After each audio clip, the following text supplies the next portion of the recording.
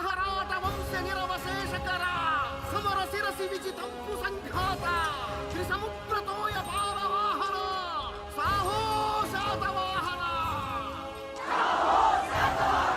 సువిశాల సామ్రాజ్య సహవాసులారా, అదిగో మన యోధులు మోసుకొస్తున్నది కర్వాలాలు కావు, 33 సింహాసనాలు హిమాచల్, వింధ్యాచల్, సహ్య, శ్రేష్ఠ, కృష్ణ, చకోర, మలయ మహేంద్రగిరుల శిరస్సులపై ఎగురుతున్న శాతవాహన కేతన సంకేతాలు. జయ హో శాతవాహన రాజ్యలక్ష్మి, జయ హో శాతవాహన చక్రవర్తి, జయ హో అఖండ మండలాధిపతి.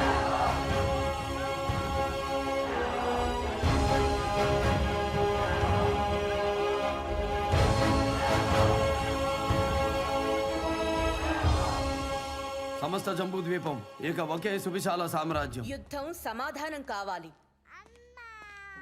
కానీ నీ యుద్ధం కొందరికి ప్రశ్నగానే మిగిలింది. మహారాజా, మీరు మోసుకొచ్చింది సువిశాల సామ్రాజ్యమా, మృతదేహాల అంపశయ్య? శాంతికి నెలవైనదని, సర్వమతాలను సమాదరించే సంస్కారం ఈ నేలకుందని ఇక్కడుంటున్నాం. ఇప్పుడిది కాటి కాపరి కొలువు కూటమి, మేముండలేం. సెలవిప్పించండి. వెళ్ళండి. మీరు శాంతిని ఉపదేశిస్తున్నారు, నేను అశాంతిని ఉపసంహరిస్తున్నాను.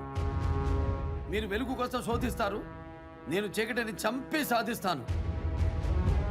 మార్గాలే వేరు, గమ్యం ఒకటే.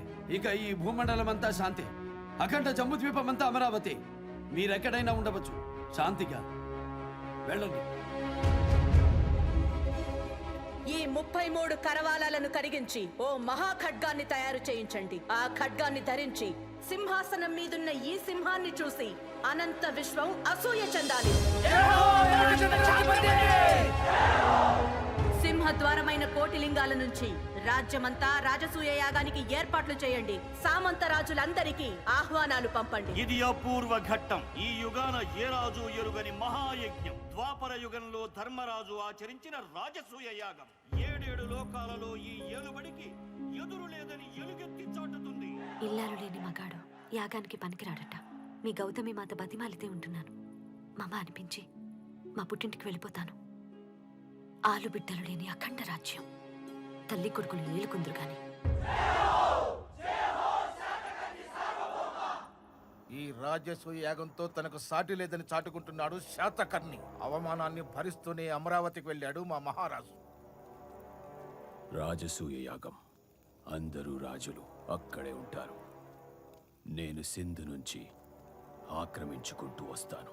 తోడేళ్ల పాలు తాగి పెరిగిన 9 మంది యోధులు నీతో వస్తారు. అర్థమైంది ప్రభు. కోట కళ్ళుగప్పి వాళ్ళు ప్రవేశించడానికి మా రాజు సాయం చేస్తారు. వేడుకల్లో మునిగి అప్రమత్తంగా లేని శాతకర్ణిని మన యోధులు అంతమొందిస్తారు. మీరు సింధు నుంచి దండెత్తుతూ అమరావతి చేరుకుంటారు. అలెగ్జాండర్ కు అలవి కాని అఖండ భరత ఖండం నా సొంతమవుతుంది. అలెగ్జాండర్ ని మించిన వీరుడు డెమిత్రియస్ అని చరిత్ర చెప్పుకుంటుంది. అఖండ సామ్రాజ్య లక్ష్మిని జయించావు, నీ ఇంటి మహాలక్ష్మిని ఓడిపోతున్నావు. నీ ఇల్లే నీ మాట వినడం లేదే, దేశం వింటుందా? అదుపులో పెట్టడానికి అసువు పోసే ఆడుది పశువు కాదు కదమ్మా. మన రాజ్యంలో స్త్రీలు మాననీయులు, పూజనీయులు కూడా. అది రాజనుకుంటే సరికాదు, ప్రజలు అనుసరించాలి. ప్రజలు అనుసరించేది రాజు అనుకోకూడదు, రాజు అనుకున్నదే ప్రజలు అనుసరించాలి. అంటే నీకు సంసారం కంటే అధికారమే ముఖ్యమా? అయితే అందరూ అనుకున్నదే అధికార దాహం. అవునమ్మా, అధికార దాహం. ఈ నేల కోసం బతికే అధికారం నాకు కావాలి. ప్రజల సేవ కోసం ప్రాణాలిచ్చే అధికారం నాకు కావాలి. ఎంతో మందిని చంపి ఏకం చేసిన దేశం, వేలాది ఇల్లాల కన్నీళ్లతో కడిగిన సామ్రాజ్యం నా ఇల్లాల కోసం వదులుకోలేనమ్మా. మారావేమో అనుకున్నాను. వలచిన ఇల్లాలు మార్చలేదు, గెలిచిన రాజ్యాలు మార్చలేదు. మమకారం, అహంకారం ఈ రెండూ లేనివాడే నాయకుడు, రాజసూయ యాగానికి అర్హుడు.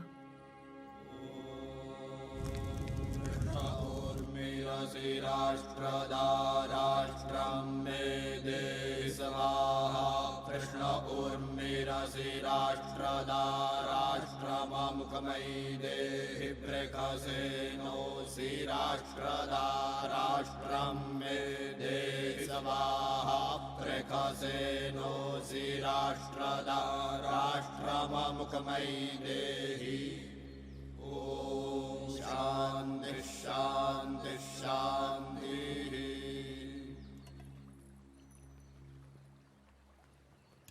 మహారాజా, అనితర సాధ్యమైన ఈ మహాయజ్ఞంలో ఆఖరి ఘట్టం ఆసన్నమైంది. అది అగ్రపూజ. ఈ సృష్టిలో బాధ్యుడు కానివాడు భగవంతుడు ఒక్కడే. మనమంతా బాధ్యులం. ఎంత ఏకఛత్రాధిపతులైనా మీకన్నా ఉన్నతులున్నారు అని తెలియజేసేదే ఈ అగ్రపూజ. ద్వాపరంలో ధర్మరాజు జగద్గురువైన శ్రీకృష్ణునికి ఆచరించారు. ఇప్పుడు మీ వంతు. మిమ్ము మించిన వారిని ఎంచి మీ దంపతులు అగ్రపూజ చేసి ఆ సింహాసనం మీద కూర్చుండబెట్టాలి. అమ్మకి అగ్రపూజ. అగ్రతాంబూలాన్ని మా అమ్మకిస్తున్నాను. ఇది అధర్మం, అశాస్త్రీయం. ఆడుదానికి అగ్రపూజ. మహారాజా, మీ అధికారాన్ని ఆక్షేపించాం, కానీ ఈ అవమానాన్ని మేము సహించలేం. అవలకు అగ్రాసనార్హత లేదు, అందున విధవరాలు. ఇది అకార్యం. పవిత్రమైన ఆర్షధర్మానికే పరాభవం. తల్లిగారిని గౌరవించడం తప్పు కాదు, అది మీ వ్యక్తిగతం. కానీ ఇది వ్యవస్థాగతం. ధర్మాన్ని పాటించండి. ధర్మం? ఏది ధర్మం? నీకు జన్మను ధర్మం చేసింది ఆడది. మాటలంటూనే నీ నోట మొదటి మాట నేర్పింది ఆడది. ఆడదాని కడుపున నలిగి నలిగి వెలుగు చూసిన రక్తపు బుద్ధవి నీకున్న అర్హత నీ తల్లికి లేదా? నేను అగ్రతాంబూలం ఇస్తుంది మా అమ్మకే కాదు, అమ్మకి. నాస్తి వేదాత్ పరం శాస్త్రం, నాస్తి మాతృ సమో గురు, నాస్తి మాతృ సమ పూజ్య, నాస్తి మాతృ సమ సఖ. తండ్రిని మించిన కొడుకులుంటారు, తల్లిని మించిన కొడుకున్నాడా? ఉంటే చెప్పండి, అగ్రపూజనిస్తాను. నీవా నీవా నీవు నీ తల్లిని మించిన బిడ్డవా? తల్లిని మించిన దైవం, తల్లి పేరుని మించిన గౌరవం ఏ వ్యక్తికి ఉండదు. దానికి ప్రతీకగా ఈ క్షణం నుంచి గౌతమీపుత్ర శాతకర్ణిగా ఈ గడ్డను పాలిస్తాను. నా బిడ్డ వాసిష్ఠి పుత్ర పులోమావిగా నన్ను అనుసరిస్తాడు. జయ హో గౌతమి పుత్ర శాతకర్ణి! రాజరాజ గౌతమి పుత్ర శాతకర్ణి! శాతవాహన సింహం గౌతమి పుత్ర శాతకర్ణి! మహావీర గౌతమి పుత్ర శాతకర్ణి!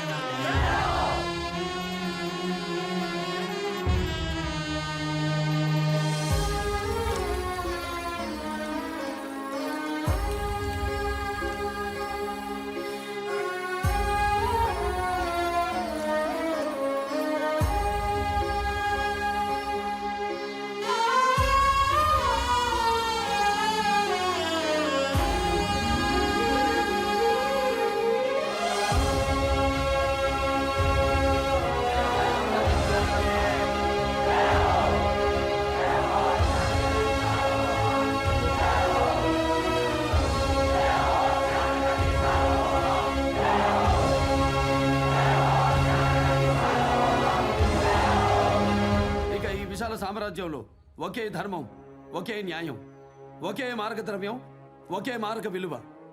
అంగదేశపు పంగడాలు కళింగలోనూ కొనవచ్చు, కోసల దేశపు కాయగూరలు కుంతలలోనూ అమ్మవచ్చు.